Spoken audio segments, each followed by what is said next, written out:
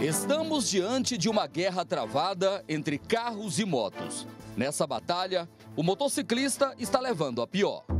Aqui, na GO 060, na saída para a Trindade, a moto foi colhida pelo carro que trafegava no sentido Trindade-Goiânia. O acidente foi provocado pela ousadia do motociclista, que saiu da Vila Regina e cruzou a rodovia. Ele deveria seguir em direção à Trindade e usar o retorno, mas optou por encurtar o caminho, cruzando a GO 060. Nesse outro acidente, o entregador de uma panificadora foi colhido por um carro em alta velocidade. O motorista do carro avançou o sinal vermelho e bateu no motociclista, que foi jogado longe. O motorista perdeu o controle da direção. O carro rodou na pista, bateu numa grade e depois numa parede. O motorista fugiu sem prestar socorro. O entregador, Darlan Campos Santos, foi socorrido, mas morreu ao dar entrada no hospital. Todo esse sonho foi interrompido. E interrompido por uma pessoa que omitiu socorro. Porque quem sabe, se ele tivesse prestado socorro na hora, chamado o SAMU, chamado o corpo do bombeiro, quem sabe meu filho não estaria vivo hoje. Porque assim como você disse, já disse, ele estava batalhou, lutou, comprou a casa dele, e agora estava planejando um filho. E tudo isso foi interrompido. Nesse caso, a culpa foi do motorista. Mas na maioria dos acidentes envolvendo motos, a culpa é dos motociclistas. Eles são ousados ao extremo. Em poucos minutos, nesse cruzamento da Avenida Anhanguera com a leste-oeste, flagramos dezenas de motociclistas avançando o sinal vermelho, trafegando nas calçadas. Um crime de trânsito atrás do outro. Para esse especialista em trânsito, com mestrado em transportes, a culpa está no despreparo dos motociclistas. O motociclista ele não é treinado. Ele recebe uma formação muito superficial na autoescola e ele não aprende a andar no trânsito. Então ele pega um veículo que tem potência, tem velocidade e não foi treinado para isso. E depois, ao longo da vida dele, ele não tem a fiscalização, A nossa fiscalização é muito pequena, é muito rara, hoje praticamente está inexistente, então ele não foi formado. E ao longo ele cada vez vai ficando mais abusado, vai ficando autoconfiante.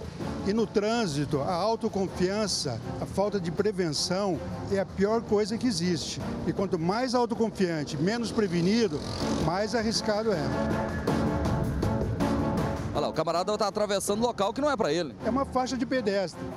Pode ser que venha um pedestre que precisa atravessar ali, que não, Isso é comum, Canteiro para eles é rua, Então, aí você passou, avançou o sinal, é um risco. Aí, o sinal estava fechado para ele, atravessou aqui na nossa frente. Quer dizer, em poucos minutos aqui a gente já viu uma barbaridade de crimes. É fácil de ver, esse é o tipo de coisa fácil a gente filmar. E as imagens confirmam o despreparo de quem anda de moto. Com poucos fiscais nas ruas, o trânsito vira terra de ninguém. Aqui, o motociclista leva uma geladeira. Esse carona carrega uma cadeira. Outros, apressados, vão fazendo zigue-zague entre os carros. Quando o sinal fecha, os motociclistas continuam passando. Para o professor do Instituto Federal de Goiás, é preciso dificultar os testes para tirar carteira de habilitação.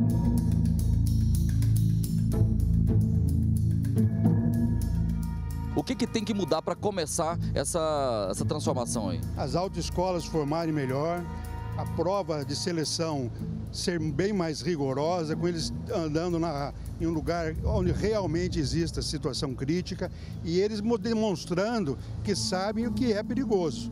Agora o motociclista aqui parou atrás do ônibus, ele fez o certo, porque o ônibus não tem como ver ele tudo aqui. Então o motociclista ele tinha que ser avaliado nisso. A autoescola ensinar e ele ser avaliado, se ele sabe que realmente é perigoso. Não sair costurando o trânsito. E não sair costurando, já vem outro lá na calçada. Por imprudência, falhas no treinamento e avaliação, ou por irresponsabilidade. O certo é que o número de vítimas no trânsito envolvendo motociclistas não para de aumentar. É um acidente atrás do outro.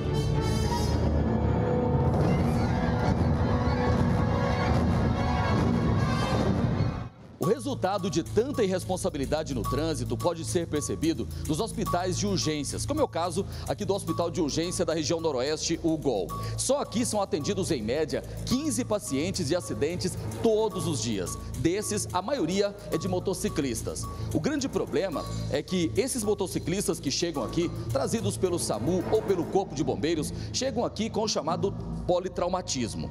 Doutor Hélio vai explicar para a gente aqui o que é o politraumatismo, quando vocês dizem que ele chega nessas condições aqui. O politraumatismo é aquele que tem várias partes do corpo traumatizadas, né? Então ele tem uma associação de traumatismo de membros, crânio, tórax, abdômen. Então esse paciente é considerado politraumatizado e que ele requer uma equipe médica completa para atendê-lo, quer dizer, o neurocirurgião, o ortopedista, o cirurgião geral, o cirurgião vascular, né? Então nós precisamos de uma grande equipe para atendimento desses pacientes. E a situação aqui no GOL, por exemplo, são 75 leitos destinados para a ortopedia, como é o caso dessa ala aqui. Desses 75 leitos, a maioria está ocupada por motociclistas. Isso, nós temos dos traumatismos de acidente de trânsito, 62% são representados por acidentes de moto, né? E moto é um problema porque a própria pessoa é o órgão de choque. Então, quando ela cai e traumatiza várias partes do corpo. E isso, em consequência, leva a internação prolongada, porque são várias partes traumatizadas. Requer passagem na UTI e até chegar na enfermaria e com vários procedimentos cirúrgicos, às vezes em 2 tempos, para poder estar em condições de voltar às suas atividades normais. O motociclista, ele fica mais tempo internado aqui que os outros pacientes de outros tipos de acidentes? O motociclista ele tem uma característica que, como o próprio corpo dele é o órgão de choque e a cabeça acaba indo na frente, ele tem um traumatismo de crânio numa grande parte desse doente. E isso requer uma recuperação muito prolongada, né? E isso leva a consequências graves, inclusive psicológico para a família. Por isso que aqui no GOL nós temos um atendimento multiprofissional, que a gente chama, onde a gente acolhe a própria família também, para que possa levar isso aí e não trazer sequelas futuras nem para a família e nem para a pessoa.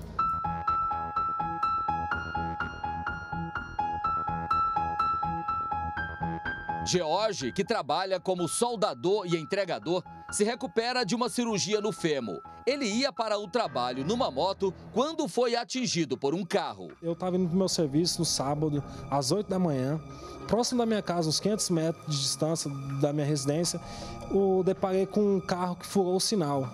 Pegou e acabou atingindo eu e que acabei fraturando o fêmur. Na condição de pedestre, você também já foi vítima, né? Também já fui vítima. Eu voltando do serviço no ano passado, um motoqueiro fazendo graça, empinando na rua, pega e bate no meu cotovelo esquerdo.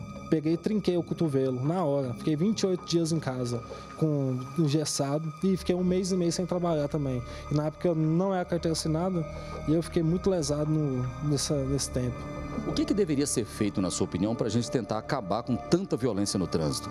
Bom, não é acrescentar mais leis de trânsito, pois essas leis já são até boas, né? Falta, assim, uma disciplina individual de cada ser humano. Tá difícil, porque falta o amor ao próximo. Se acontece alguma coisa aqui, igual no meu exemplo mesmo, várias pessoas mesmo, sofreu um acidente, bom, acidente já diz, não foi porque quis, socorre a vítima, mas não tá nem aí, não foi com ele, então ele vai embora, sem fazer nada, e deixa que a pessoa morra por lá, né? A mãe de George sempre alertou o filho para o perigo para quem anda de moto. Sempre fui contra a moto, porque é muito perigoso, né, Wallace? Muito difícil. O Goiânia está muito congestionado, né? É acidente toda hora e sempre o motoqueiro sempre leva desvantagem, né?